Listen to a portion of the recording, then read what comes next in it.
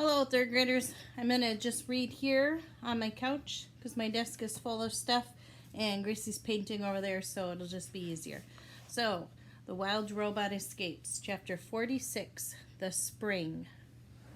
With each passing day, the sun climbed a little higher and its rays grew a little warmer.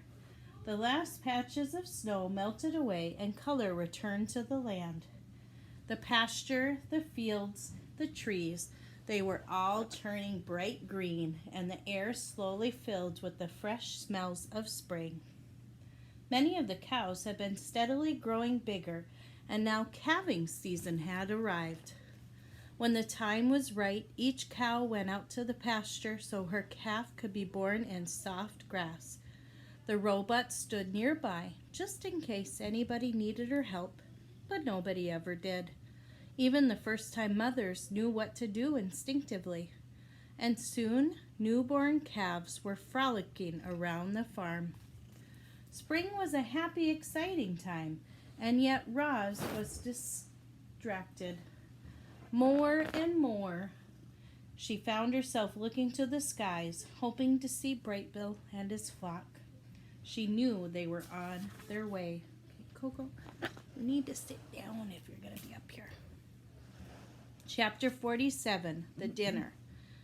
Mr. Sharif hopped out of the truck with his arms full of shopping bags. He limped toward the farmhouse, dragging his leg in the usual way, and then he fell. Roz ran over and found the man sprawled on the driveway, groceries scattered around him.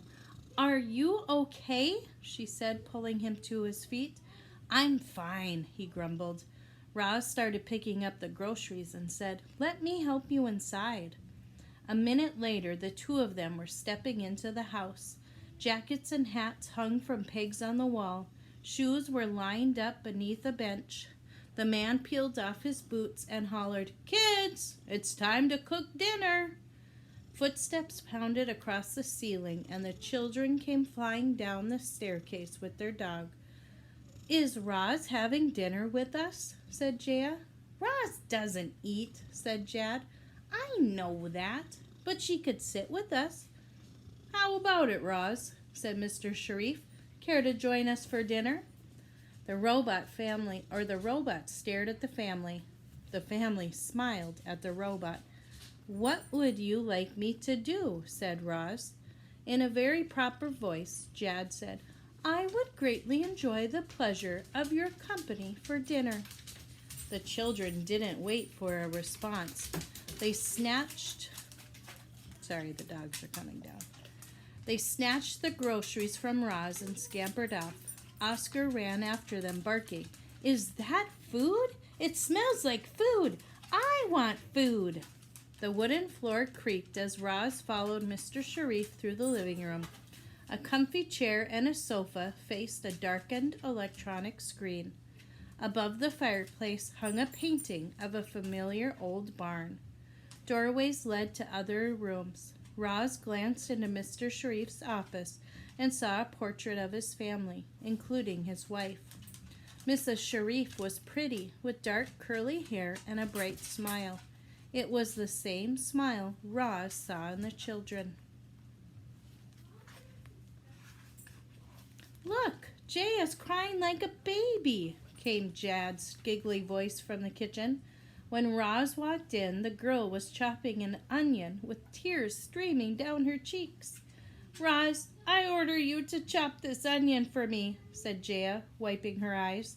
The robot picked up a knife, and in a flash the onion was perfectly chopped and dumped into a bowl.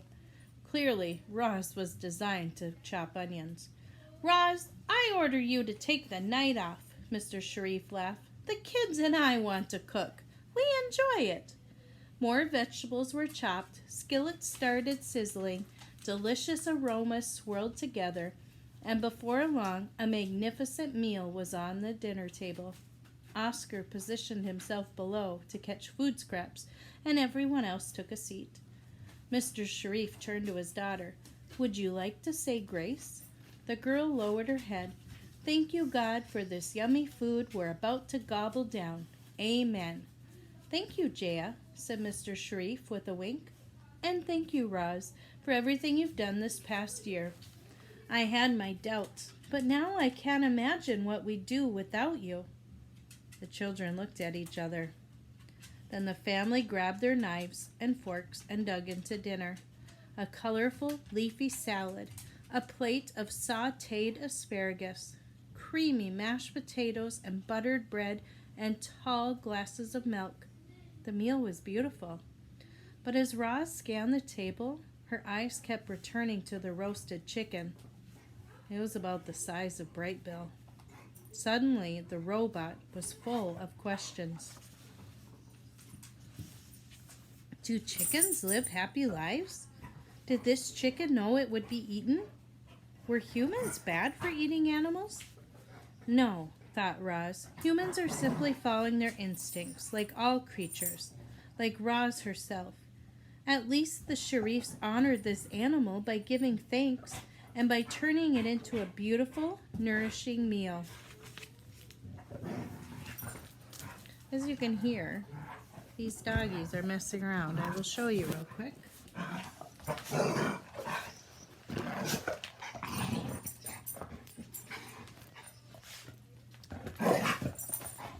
So Molly, sorry, I know it's hard to see because I've got the camera the wrong way. Molly wants to play, but Maggie does not. Okay, go away. Go lay down. Go lay down. After they finished eating, Mr. Sharif stepped out of the room and returned a moment later carrying a violin and a bow. Growing up, I dreamed of being a musician, he said, thumping back into his chair. He tuned the instrument, put it under his chin, and started to play. His bow glided back and forth, his fingers danced across the strings, and a lovely old folk song filled the room. Mr. Sharif tapped his foot on as the notes rang out, soft and then loud, slow and then fast. The song ended with a flourish, and the music faded into silence. Then he rested the violin on his knee. This instrument has been in our family for a very long time, he said, since the days when Cyrus Sharif first built the farm. Cyrus Sharif. Roz knew that name. She unsnapped a pocket on her tool belt and pulled out the small journal. I discovered this in the old barn, she said, handing it over. The children huddled around their father as he took the journal. They read their ancestor's name on the cover. Then they carefully opened it and turned the brittle pages. I've never seen this journal before, said Mr. Sharif. It's a piece of our family history. Kids, look at how they used to milk cows. So there they are. Roz left the Sharifs like that, examining the journal, learning about their family's history. But what about their family's future? Their lives were difficult. They needed help. And Roz was about to run away forever. As she marched back to the barn that night, the robot felt something like worry and confusion and guilt. Chapter 48, The Return. The robot's feelings of worry and confusion and guilt went away as soon as she heard her son's voice echoing across the farm. Ma, we're back! Brightbill's flock appeared above the pasture, flapping and honking and laughing. They glided down to Roz, and Brightbill took his place on his mother's shoulder. I told you we'd keep your son out of trouble, squawked Loudwing. Thank you, everyone, the robot spoke in her most cheerful voice. It is so good to see all of you again. The cows trotted over, grinning and happily mooing to the geese. While the herd and the flock caught up with each other, Roz and Brightbill slipped away to speak privately. What's the plan, Ma? Said Brightbill. The plan is simple, said Roz. Tonight, under the cover of darkness, I will run away from this farm, and then you and I will begin our journey home. Chapter 49. Okay, so we're about halfway through the book right now, so I'm curious to see what else is going to happen. Chapter 49, The Goodbyes. The evening was full of sad goodbyes. The first goodbye was between the flock and their young leader. The other geese wanted to help Roz and Brightbill get home, but the journey would be dangerous, and Brightbill refused to put his flock at risk. He demanded they return to the island without him. The geese could feel their instincts urging them onward, and they knew Roz and Brightbill would look after one another. So they said their goodbyes and took off into the night sky. The next goodbye was between the robot and the cows. Roz marched into the pasture one last time as the herd gathered round. "I guess this is it," said the robot. "Thank you all for being so kind to me." Annabelle sniffed and said, "I really hate goodbyes, but I'm glad you're going home where you belong. I just wish there was some way I could be helpful." "Actually, there is something you can do." Roz unsnapped a pocket of her tool belt and took out the transmitter. "You can hold on to this for me. Hopefully it will take a few days for Mr. Sharif to realize I am gone." Annabelle smiled as the robot gently tucked the small device under her collar. Lily and the other calves suddenly swarmed around Roz and nuzzled her legs. They all had tears in their eyes. Tess wanted to lighten the mood, but she couldn't think of anything funny to say. The other cows called out to their friend, "We'll miss you, Roz. Get home safely. Don't forget about us." Roz waved to the herd. She said a silent goodbye to all the farm machines parked in the shed. Then she followed the driveway out to the fields with Brightbill on her shoulder and the children at her side. The last goodbye was the hardest of all. Everyone was quiet as they walked through the silvery moonlight, past rows and rows of sprouting crops, and out to the farthest corner of the farthest field. Roz turned and faced Jay and Jad. She looked past them, back to the distant lights of the farm buildings. "I have prepared the farm for my departure," said Roz.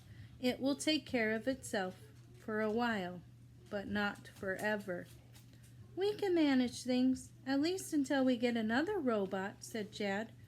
"This place won't be the same without you, but we'll be okay." "What will you tell your father?" said Roz. "That's for us to worry about," said Jaya. "You just worry about getting home." Roz glanced down at the tool belt strapped across her chest.